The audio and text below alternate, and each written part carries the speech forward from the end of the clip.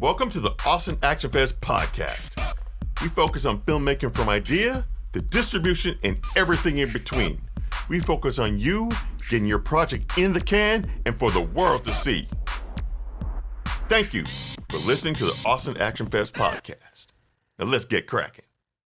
For our audience members that may not know what's going on right now, because we have a wonderful, elegant, different voice that has joined us. Oh, yeah. He is from across the pond, some might say, and his name is Wesley Louis, and he is an animation specialist and fascinating guy. So I just want to say that real quick and then send it back to you, Chill.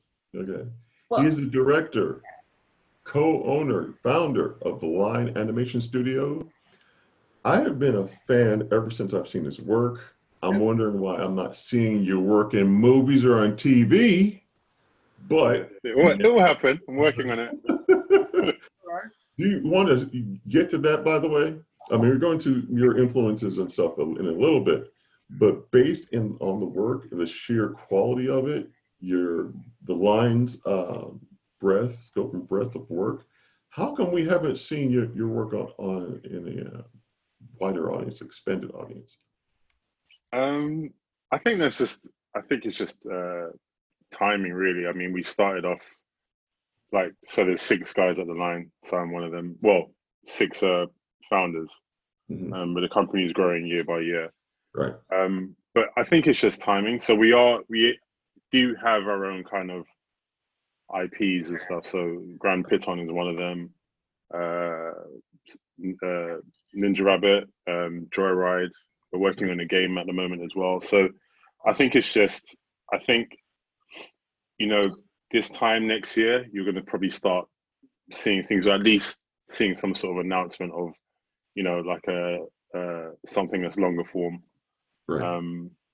So yeah, but I think just us working in advertising and doing game trailers and that kind of thing, Right. helped us to build up our skill set, how to kind of handle action sequences and do character design, all that kind of stuff. So basically getting your pipeline into place for bigger things. Yeah, exactly. But it's definitely an ambition. Not all of us have the same ambition. I think some of us like working on commercials. They can work on a commercial for 3 to 6 months and then just be done with that. And then I think there's a couple of other people in the company that they're interested in trying their hand at long form, series animation, or even feature film. I'm one of them. I do want to try and do a series, but that's I think that's easier said than done, but we'll get there, definitely. On a completely related note, Wesley, do you have any intentions of making your way over to America anytime soon? We've been speaking about this for a while, actually, because we actually do have representation in by a company called Free Agent in the States and stuff. So, and there's other studios we want to visit out there as well. We've got friends in. So I've, even before all this COVID-19 stuff happened, we were planning to actually come out and go to a couple of studios. We were planning to go to New York and LA as well. So it's definitely something we've been talking about, but for whatever reason, either a job comes up and we can't leave, or Right. global pandemic. So, but yeah. I think that'd be a good idea. I think you guys could raise some serious capital here with a crowdfund or something. Now, the key element to that is you need to make sure that they see your face, right? Because you got an Idris Elba thing happening, and hear the accent. I'm looking at the comments right now, and let's just say that the American ladies are showing you quite a bit of love. Really? I think turn that into financing. I just want to put it out there for you in case you didn't know. Well, thank you. I wasn't expecting that at all. So you're pretty. Yeah. I am taken, by the way, so sorry. But, So I got to do a related to studios. Which animation studios do you take influence from, like Studio Ghibli, Madhouse, a Production IG? What studios influence you on on the animation side? Yeah, all of those. Bones, Studio Trigger, Right. Disney as well, DreamWorks. Like I guess I more towards like Japanese studios, but yeah, there's definitely like a Western influence in there as well. There's another one, Studio Ponok, which is like a kind of, I think a lot of Studio Ghibli guys left and started their own studio, which is Studio Ponok. Gotcha. And there's another one as well. Which one's the one that burned Studio down? Studio Colorido, huh?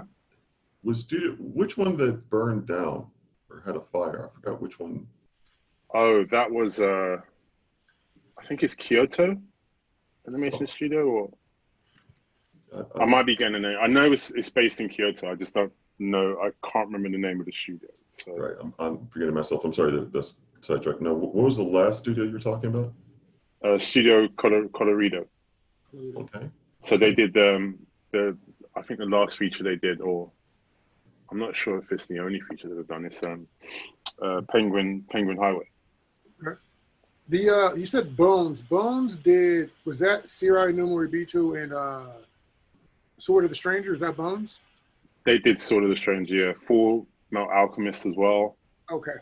They do a great job with action. Cool. Yeah, they're incredible. They what else do they do?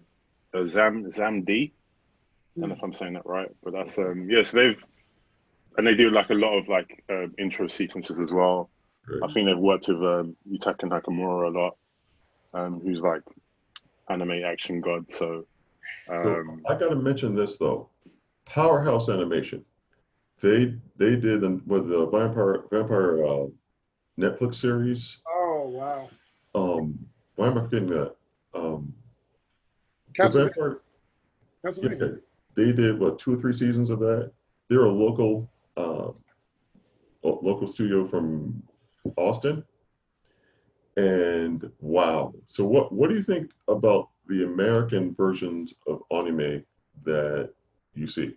And what are some of the major differences? Yeah.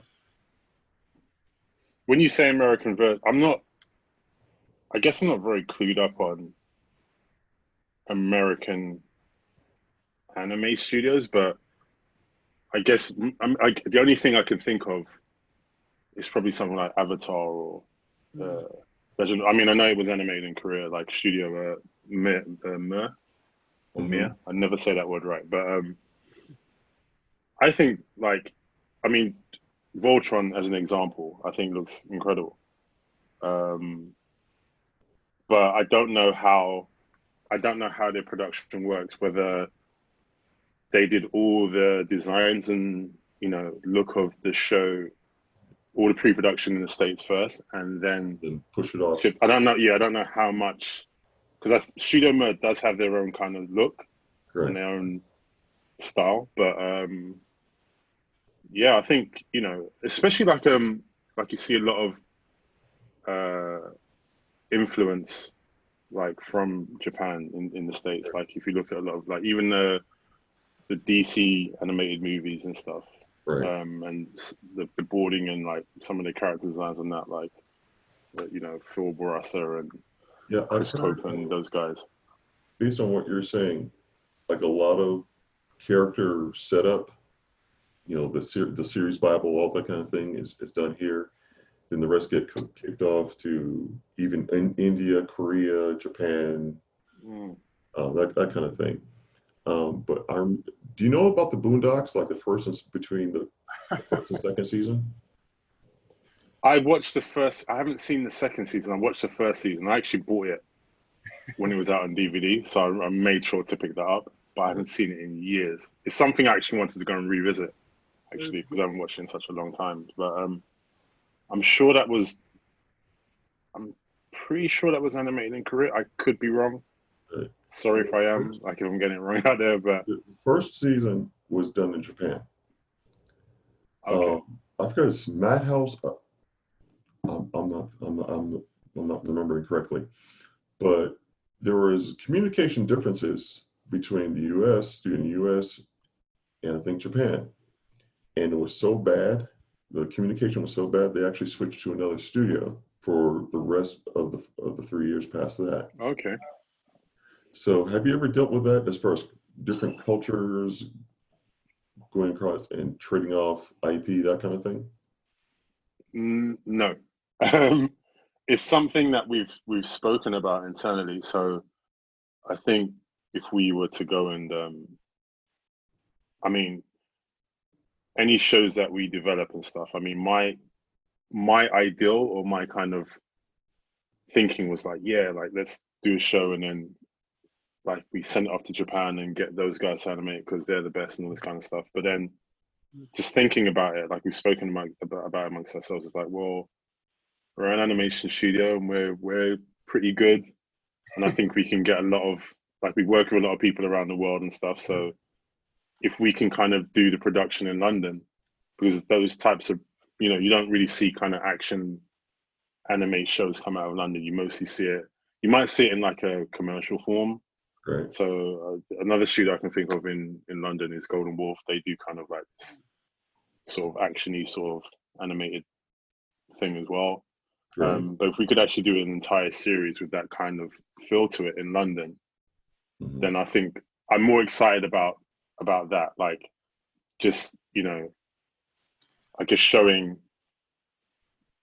the world that, you know, British animation isn't just Postman Pat and Peppa Pig. You know what I mean? It's like cheeky.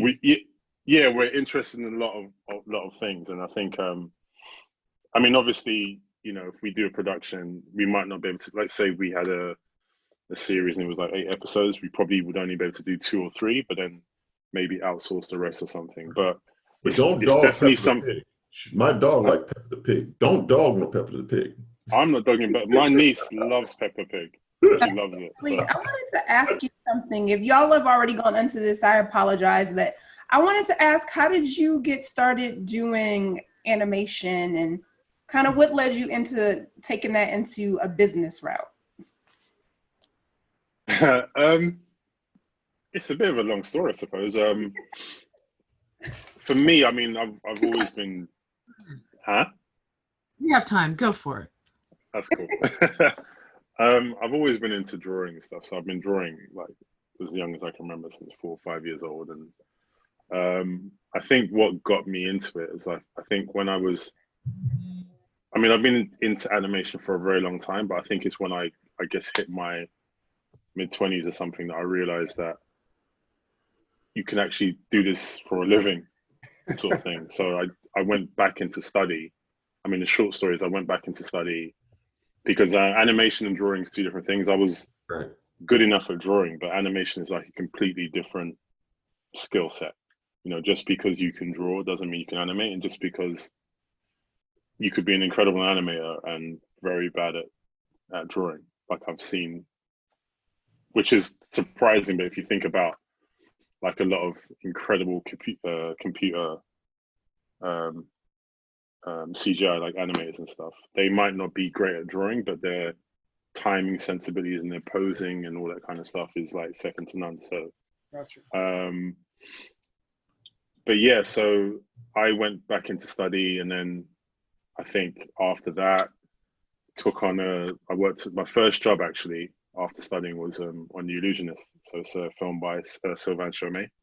So the production was based in Scotland. So I lived out there for a couple of years, and I was just doing what we call in-betweening. So it's basically like, if you have an animator, they're doing like all the key drawings, and then you would be an assistant doing all their in-between drawings and stuff. And I learned a lot. You're the grunt work. You do the grunt work. Huh?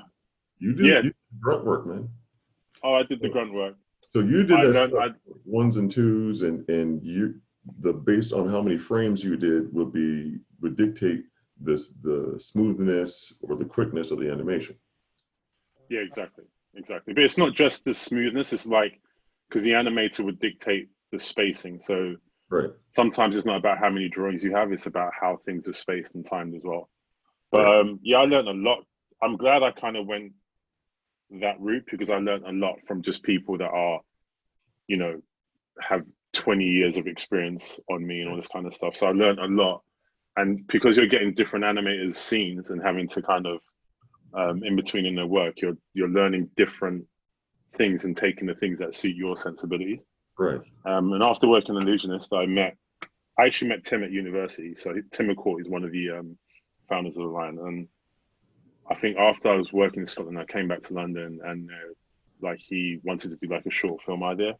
Mm-hmm. So it's we made a film called Drawing Inspiration together. So that was like, we thought we'd finish the film in about 3 months. It took us about a year. But I worked on that with him.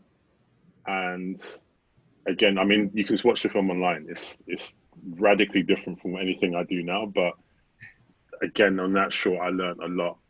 And I think from there, I did some freelancing, and then I met up with the rest of the guys on other freelance jobs, and we decided to get a studio together just to get a space so that we could, you know, we just, because I was tired of working from home. So it's like just renting out a space in London, and we could, you know, we're not necessarily we weren't a company at this point or a collective, but we were just like, you know, if I'm working in a job, I might ask for advice from one of the guys, or they might ask me for something. And then we got this, like, we were very fortunate to get this opportunity to myself and Tim to direct a music video, and the other guys happened to be free, and we just hired them on the project, and it worked so well together. We decided, like, let's, you know, we should start a collective, and that's how the line was born. So we was just like 6 guys just making cool stuff for about a year or two, but then probably about 3 years, and after that, it got to a point where we were like, you know what, we should probably, either we do this seriously or we stop. So this works. And yeah, we did it seriously, and you know, we started a company, the 6 of us, put some money into it, and then 3 years we're still going. So we had someone ask a question. If you could please elaborate why just because you can draw doesn't mean you can animate. If there's any elaborate. Okay. So yeah, so animation and drawing, they are 2 different skills. So what's a good example? So a good example is like, so when we were studying, I remember when we were given an exercise at when I was studying at university, and the teacher gave us it was kind of like a coin that we had to draw around, and we had to animate a bouncing ball, but we had to use the coin as our template. So we had to use draw the coin sort of thing. Mm-hmm. And that was where I just couldn't hide behind drawing. So I could move things around, and because it's drawn well enough, you think, oh, well, it's animated nicely. Whereas someone else might not have the same draftsmanship skills, but they're moving things around. It looks a lot nicer. So it's harder to see. But if you do the bouncing ball test, you can see straight away whether someone's a really good animator or not. And I was one of the bad ones. Like I couldn't get it. Like other people were making their balls like move so smoothly, whereas I couldn't use any tricks. I couldn't use like line weight. I couldn't use volume and all that kind of stuff. It was just like literally a circle, and making that circle move and giving it personality, because we had to also animate the ball, giving it different characteristics. So one was a bowling ball. I think the other one was like a beach ball. And then I think the third one was a ping pong ball using the same shape. Okay. And some people like made their balls feel really light or really heavy, and I just couldn't. It just didn't feel right. So that's when I really understood that, okay, I have to switch off my drawing brain and try and understand what movement and what animation. Basically, the 12 principles of animation. That's what brought your work over the top, and you're better at. Basically, but I didn't really. I think the 12 principles of animation, like I came to it a lot later, actually, in my animation career, because I think, I mean, for one, the line hasn't really done anything that is necessarily like super narrative driven, where you have to, like, if you look at Disney, for instance, Glenn Keane, prime example, when he does a character, or James Baxter, it's like the characters look like they're thinking, like you can see it in their eyes, there's emotion. Whereas what we do is kind of like very action oriented. Not everything we do is like that, but you're not having to think about character and their motivations as deeply as you would if you were doing a feature film. It's not to say that we can't do that. So 3 of the guys, for instance, they've worked on feature films as animators. So we have the capability, but I think just the commercial work that we've done so far hasn't really needed that. I mean, I guess our earlier films has had some of that, you know, that kind of character thinking, like changing their mind about something and doing, but it's almost like now that's where you bring acting into it, and that's when you bring like emotion into your work rather than just the aesthetics of something or how, you know, cool an explosion is or how like cool a punch is or whatever. So how did you meet the other founders? Yeah, so Tim I met while we were studying. So Tim McCourt, so I've known him the longest, and then the others I met like freelancing. So Tim was working, I think he was working on a job at a company called Partisan, and he met the other 3. It's funny because the other like one of like Bjorn, I've always known about Bjorn, I've always known about his work, but I'd never met him in person. So he was working in Scotland on the Illusionist, and he was doing like, he's an incredible art director, so he's doing backgrounds and all this kind of stuff. And I was doing in-betweening at another studio, so we were working on the same production, but we never met. So it's just crazy to me that now, like, you know, we actually own a company together, and you know, he's worked on my projects, I've worked on his, and Right. yeah. And how long do you think between when you met the first person to when everything got started?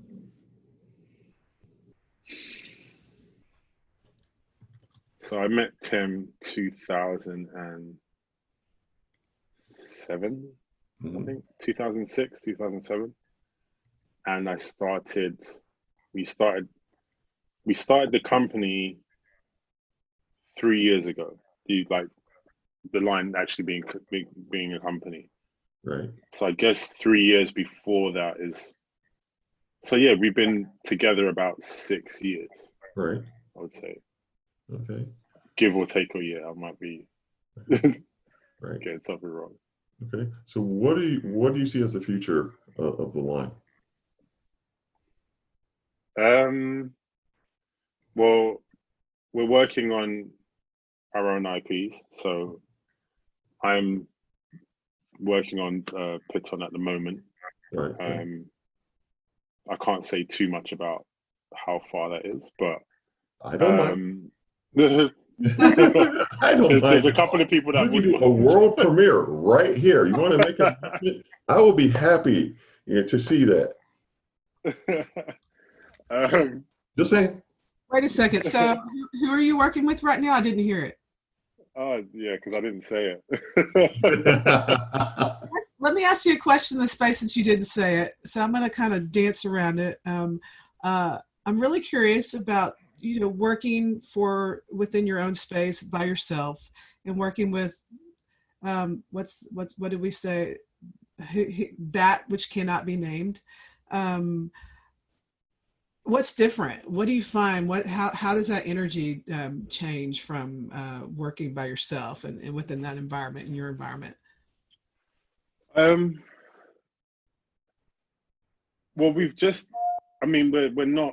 we're literally at the beginning of something. So, and even then, there's no guarantees on how far it would go. Obviously, we always try and do our best, but you know, I think me working right, because I'm not a writer. So me actually writing, I'm having to learn a lot about writing. I've been watching like loads of videos, like breaking down and analyzing films and scripts and arcs, and I have so much to learn. Like, so I'm very out of my comfort zone.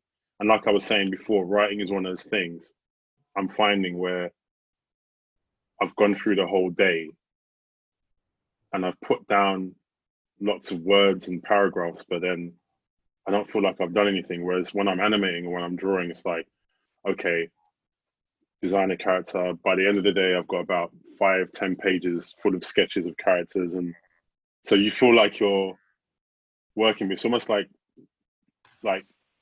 understanding that it's a completely different process.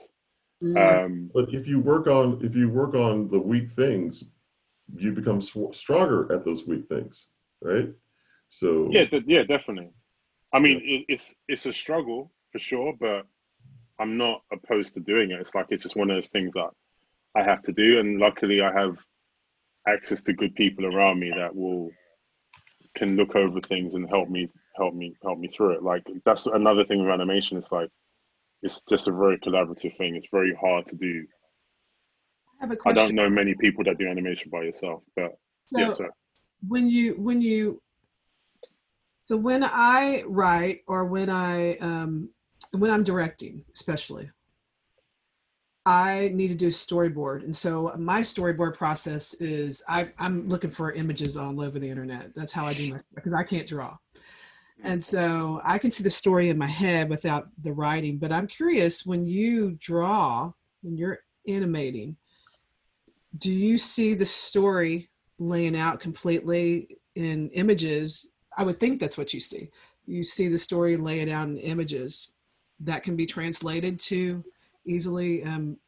Well, I guess it's a little difficult for you to write, but do you see the story completely laid out in your head when you're doing it? You understand my question? Yeah. Mostly, I think like so Grand Piton, for instance, like I saw sequences that I wanted to flesh out. Normally, so if we're working on a commercial project, the agency or the client would bring us their idea or their script, and then we would look at it, and then as I'm reading through it, straight away I can see what kind of camera angle I should use for this, or like I start visualizing it. But it's almost like you're flooded with loads of things that you've seen before. Like there's a language to film, I guess, that we're all accustomed to, like we're all used to seeing. And I think that's what happens. And then it's like, as you start drawing, it's almost like variations of that, or like just pushing those ideas a bit further. So one thing I can't do, so I can storyboard, but I can't, when I'm storyboarding, I have no idea how long something will take. So like storyboard artists have got this incredible talent where they can get a page, do 5 or 10 panels on each page, storyboard a sequence, and by looking at the page, they know how long something will take, what it will feel like, etc. I can't do that. I have to do it in a timeline because I think like an animator first. I think when I'm storyboarding, I actually storyboard in a timeline. So it's almost like an animated, well, it's what you call an animatic. So yeah, I've never just storyboarded pages. I've done it for like live action, but live action is slightly different because it's like you're not having to think, or at least for me, I'm not having to think. The thinking isn't as detailed for me. Right. Whereas when I'm doing animation, I'm thinking about just how long each sequence will take, how many layers is going to go in that sequence, how big does the background have to be. It's like you have to think about so many things. And in order for me to do that properly, I might thumbnail it quickly on a page, but once I start, right, I want this sequence, then I just do it in a timeline. Based on what you just said, and what basically you can go from starting pose to the end pose to the one in between, right? So either you're in betweening all that, or you're having someone in the studio in between that, and based on the number of frames, you can see how fast or slow that action can be, right? Yeah. Yes, but I would, and that's the thing. A storyboard artist might be like first pose and last pose, but I would draw at least two or three poses in between that. Right. Because right. I can't, if I just do two poses, my sense of timing is completely off. And then when I have to actually animate those poses in there, Right. all of a sudden now I don't have enough time. I guess I do it that way because like on the back end, when you start production, I want to leave, I don't want to be experimenting in production necessarily. Oh, no. I want to have everything worked out in storyboards and animatics. So by the time I get to production, if I have to add a second onto a scene or take off 2 seconds, Right. it's not too bad. But if I'm adding on 5 or 10 seconds, that can get exponentially bad for a production, and then you start arguing with your producer and during. Yeah. So, I have a question. So I know about what you're talking about. So I have a question. So you guys do a lot of different types of animation. Have you worked extensively with any game companies? Because we got a question about gaming earlier in the panel. yeah. So we've worked with, I think, 3 game companies now. So I directed 3 projects. I've done one with Riot Games. There's another one that's on our website. What was the other one? Yeah, Riot Games. So we did the True Damage video last year. Okay. And then there was one, it's like a kind of, they do retro games, Chucklefish. Okay. So I did an intro. So I think a lot of games companies now are like, you know, they want like a cool intro sequence to their game or whatever, or even just a trailer or something. Like, and you know, what you're drawing might not necessarily look anything like what's in the game, but it's still like a cool thing. It's still like a cool thing to see for them to, like, you know, to have those characters like kind of fleshed out in a big action sequence or Gotcha. It's always, so, yeah. I'm not gonna lie, I used to play the RPGs, and I'm more of an action RPG person now, but I used to play the RPGs, and they have all these cool cinematics and all this stuff animated in the beginning, and then you play the game. Yeah. Nothing like what I just saw, and I'm just like, oh no. I gotta say, a prime example of that was Transformers, the commercials. You would see this awesome animated sequence, right? You know, and then, you know, having, you know, then get to the kids, you know, messing with the toys and whatever. Yeah. Then you see the series. I'm like, what the hell happened? You see this wonderful, wonderful thing. It's glorious. It's beautiful. You go to the TV series, like, what the fuck? Yeah. It's so, that's so frustrating. Washington do not necessarily represent all the opinions of everyone affiliated with Action Fest. Disclaimers out there. But I think it depends for me. Like, even shows like, you know, like Thundercats, for instance, which is still like one of my all-time favorite opening like sequences to like any like even like when I did Ninja Rabbit, people were like, oh, I can see where you were really influenced by Thundercats. So I'm like, of course, like I'm influenced by the best out there, and the Thundercats are the best out there. But there's some episodes that might be a little bit dodgy, and there's a couple of episodes that are really animated really well, and I think that's just down to like timing and production. You know, like not every episode can be as good as the intro sequence, and then there's some or even parts of an episode. So if you look at like a lot of you know, what's that famous not that I've watched Boruto, I've watched the movie, but I haven't actually watched the series. But there's like a famous, I think episode 63 or 62, like where it's like they had all these new animators on it, and like the animation sequence in it is insane. Like what we're talking about, like, animes Boruto. Boruto. I think it's episode 63. I could be wrong, but it's either 62 or 63. But it's like a very famous episode where it's like you guys, there's an action sequence in it for like, I don't know, 5 or 10 minutes, and they just go insane, and it's like mind-boggling how they get that in a I series. gotta look it up because I'm curious. Because if you see here, I don't know if you can see this. These are the sneakers I ordered. Oh, damn.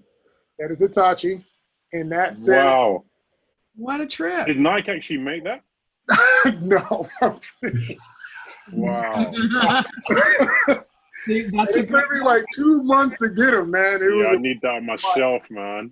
Dude, I'm an Itachi fan who's put it out there. Itachi's my man's.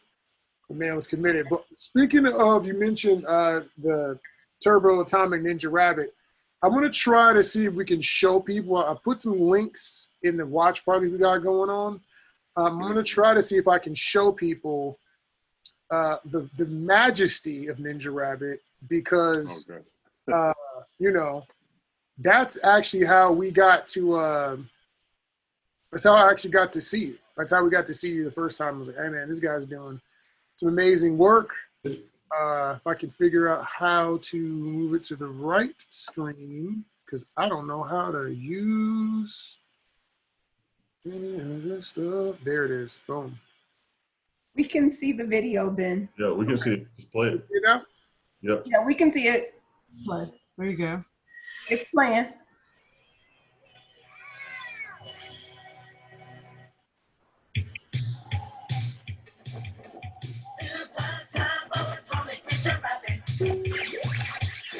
I've seen this. Trying to advertise for free.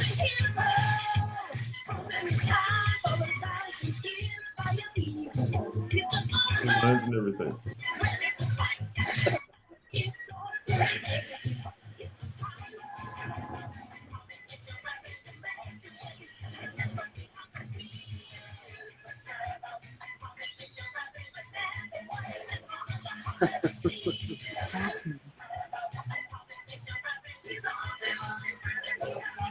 Oh, always. Look at those beats. Look at those beats. Right? Don't know what you're talking about.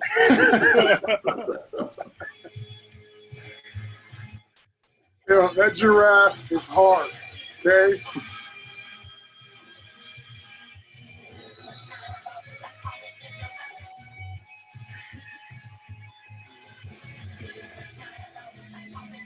Yeah, the energy.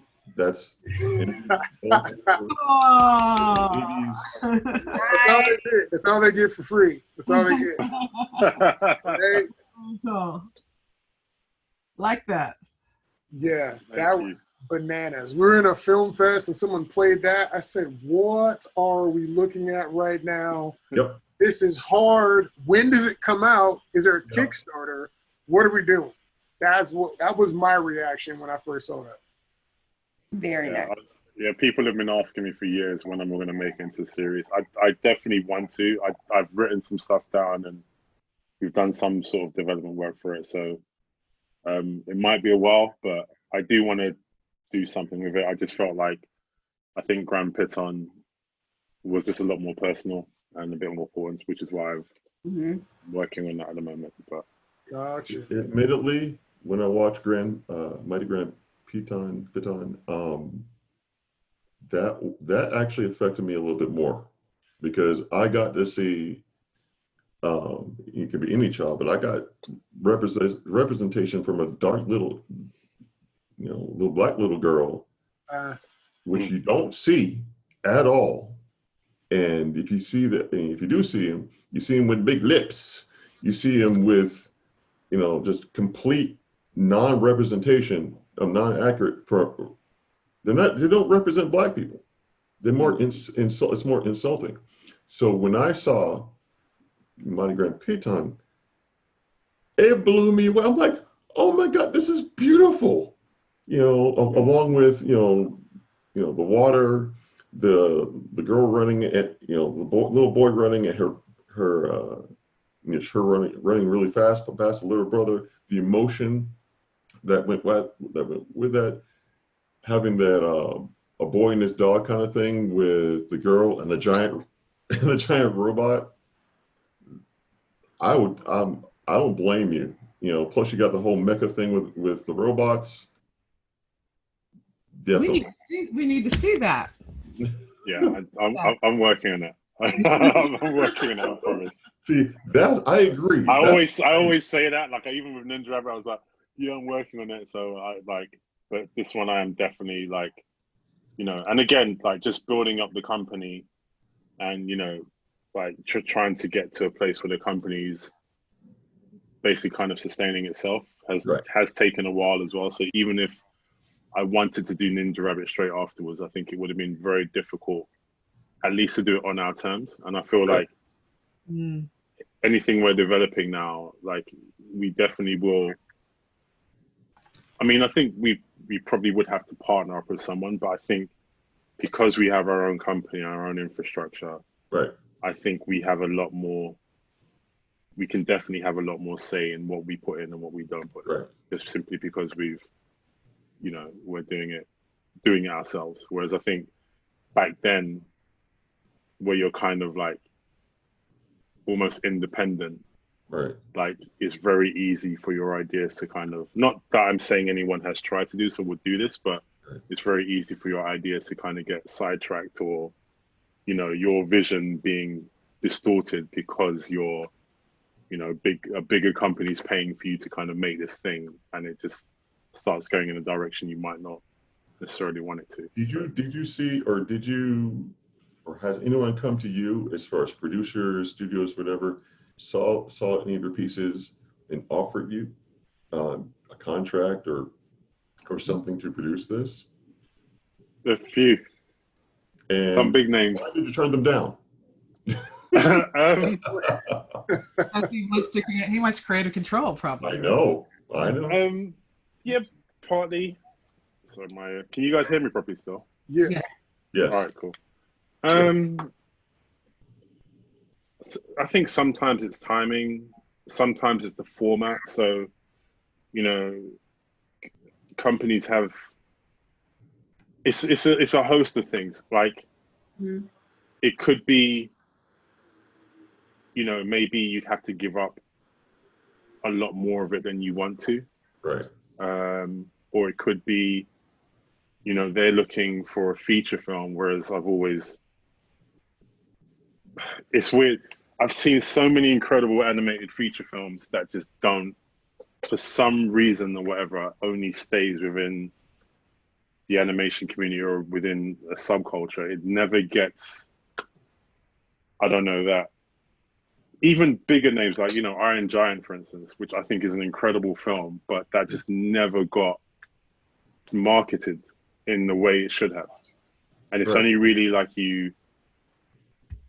and I'm not complaining from that, but it's like, it's only like Disney or Pixar or DreamWorks, like the bigger companies or Sony that get that kind of marketing, like, Spider-Verse, incredible film. So they need to have not only make the film, but have the back end of actually advertising it so it can be a project. Yeah. Yeah, and again, and with 2D animation as well, it's like, it's one of those things where, I mean, when was the last time you saw a 2D animated film in the cinema? Like, I've seen some, Ernest and Celestine. There's one called is it the long? I can't remember the name of it now. They got. There's so many. Gromit all day. Huh? They got Wallace and Gromit all day. Yeah, and the thing is, I love those. It's like, it's not like I'm against 3D animation. Sure. I love 3D animation, and I love any animation that gets to the cinema is a win as far as I'm concerned. Yes. But like 2D animation, especially from France, like there's a film I saw.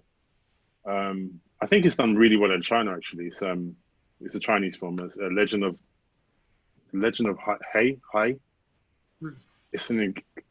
It's incredible, like this film, like 2D animated film, and you just don't see that promoted. So whereas I think if you go the series route, you kind of build up a bigger following over a longer period of time. I could be completely wrong. I'm not a marketing expert or anything like that, but I just feel like there are people that didn't find, like, that are just watching Naruto, and I have friends, like, I just introduced my wife to One Punch Man, and this is hilarious. She has no reason to have seen it. It had to get through the fans, early adopters, and then finally we bring in people and tell them. Right. Yeah. Whereas if you released a One Punch movie in a cinema, I don't see it doing well. Like, not because it's bad, it's just because Yeah. not people don't really know about it. Like, it's You know, very, whereas like, you know, anyone who's watched it on Netflix, I mean, I love One Punch Man. I'm in love with that show. So, and again, it's always a series that seem like to get some sort of traction. Whereas when you talk about movies, even with other animators, when I talk about some of the animated movies I've seen, they haven't seen it because Oh. again, it just doesn't get, unless you're like following sites like Katsuko or Cartoon Brew or anything like that, you just don't really see it. So and again, I could be completely wrong, but the way I've always thought of it is like, if I do a series and that happens to people happen to love that, then maybe I can make a movie off of that. But I would hate to make a movie because making a movie is a lot of work and you don't know. I mean, animation is a lot of work, period. But I think making a movie because you want to give it that fidelity and all that detail and have all, you know, shadow levels and all this kind of stuff. Exactly. And for it not to be seen, it's kind of heartbreaking to me, and I don't really want to put myself through that just yet. That's the struggle of all independent filmmakers, and it's funny. I'm actually looking at your page right now for the Mighty Grand Piton, and I just want to throw this out there. Maybe see if we can get Wesley to blush a little bit. One person writes, "Y'all need to stop playing and make a series." That's the first comment on your page. They're like, I've been getting that. he's like, right? For real, they really do. That's what everybody's saying. It says it has an animation of an anime, but the design and style of an American cartoon. This looks pretty great. Then the guy says the first watch, it's like Gigantor, but in the Caribbean. If you watch it, he's the Mighty Grand. So like people are watching this project and they definitely want to see more of it. So Yeah. yeah. Do you think that well, the trend right now because of COVID is moving towards animation?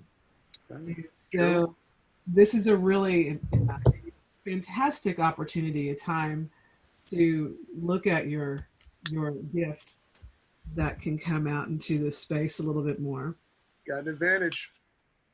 You also have Yeah, Got an advantage on us. the We'll music. champion you any way you need Yes, help. yes. You also have to have that. What's her name? Rena May. Yeah. She can sing her ass off. Oh, I yeah, bought good. Grand Piton on Amazon Amazon Play. Support. Thanks, man. Yeah, my daughter knows she's a baby glad. I bought it, the ancillary stuff, and stop. You have it. So Gotcha. up and down the chain, you have all this behind you, all parts of the production behind you. So yeah. Yeah. No, I mean, I'm definitely, and like I said, I could be completely wrong about maybe like if I was just to go straight to feature, maybe that would, because you just, I mean, you put stuff out there, you just don't know how big it's going to be. I like the series idea. The series idea. I like a series. I just think a series, it's like you get time, you spend more time with the characters. There's something about waking up, you know, even when I was growing up, waking up on Saturday morning, putting on Galaxy Rangers, or there's something about that has never left me. Whereas cinema experience is something slightly different. Like, you know, you get up, you get your cereal, you watch your series, whatever it is, like in the comfort of your own home. I think there's something to that. It's like, I'm not opposed to doing movies or anything like that. It's just more like, I think I'm looking at this through the lens of my own childhood, and I'm like, I would have loved to see this on the You get TV. to spend more time with the characters. But also, there's Exactly. another good example. It's like, look at World of Warcraft, right? So if you had World of Warcraft just come out with the movie that they did with all the budget, this is World of Warcraft. Okay, it probably would have done okay. But after having multiple games, you found your audience, you've marketed multiple clips and scenes and games to your audience.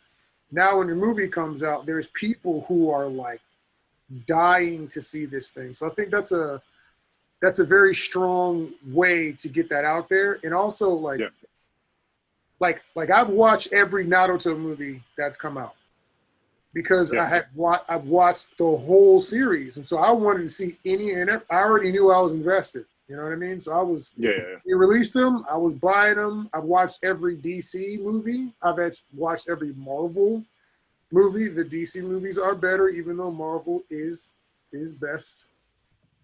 DC animated movies are better. I have to. Yeah, fair enough.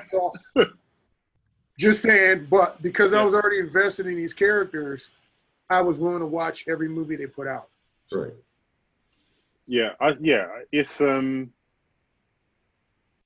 It's definitely something that like we have thought about at the line and we've discussed it at length. And I think, you know, I really, and I don't just want to do a series for doing series sake. I really want it to be like a high quality series, because if the line are going to do it and we're going to be leading that charge, we want it to be good. We don't want it to come out and be, you know, so it'd probably be like a 6-8 episodes or something, rather than doing 13-14 episodes, and then you can't get the quality in every single episode. So I'm really like, I mean, we got a long road ahead of us, and like again, and we've had an amazing response, not just from where, you know, my family's from, St. Lucia, all over the Caribbean, all over the world, like people of different backgrounds, ethnicities and stuff. Right. How do you say it? St. Lucia? Nope. What? Caribbean. Okay. I say Caribbean. You say Caribbean. You guys say Caribbean. Okay. So on that is it Dominica or Dominica? On that note, we have, as much as I like to go on, we have to get. But are there any other projects, upcoming projects, commercial, personal, otherwise, that you want to advertise, real quick? Nothing. No, nothing I could talk about, unfortunately. Again, world premiere right here. You don't mind. We do have some things, just like small, like what we normally do, like commercial projects that you know we'll be releasing later on this year. We are working on a game actually. So one of the directors is working on a kind of small, kind of beautiful looking little game sort of thing. So we're excited about that. But yeah, we're just like, you know, we're doing well with the commercial stuff. So, you know, and we're just attracting a lot of talent as well. So we're working with some really good people that, you know, and we're able to kind of like have this environment for them to kind of like shine and, you know, experiment and do things. So okay. Well, we would like to invite you back, not only to next year's festival, but a couple times or 1 or 2 times throughout the year, so we can have a chat. No problem, man. Hopefully next year I can be there in person. Well, hey, also, I don't mind. When you're doing these events, I'm down for that, man. These projects that are coming out, make sure you send us like trailers or whatever, so we can share. You know, Austin Action Fest isn't supposed to just be about this moment right here. It's like ongoing throughout the year when filmmakers and animators are creating this content. Send it to us. We push it out to our people on our Facebook and on our social media. If we're all, you know, small and independent, and we don't have the networks that Hollywood has, it means we got to be more unified culturally than Hollywood is, and that's how we can overcome any sort of, you know, problems or lacks of resources. Right. And on that note, what's the best way for people to follow you, keep up what you got going on? What social media or whatever is the best way to track you? So you could look at, so it's the line, I can't remember now, Instagram, Line Animation, Instagram, my Instagram, Libra Bear, although I haven't posted in a while. No, sorry. Not that I know. But Facebook, I'm not really on. I'm not on that much actually.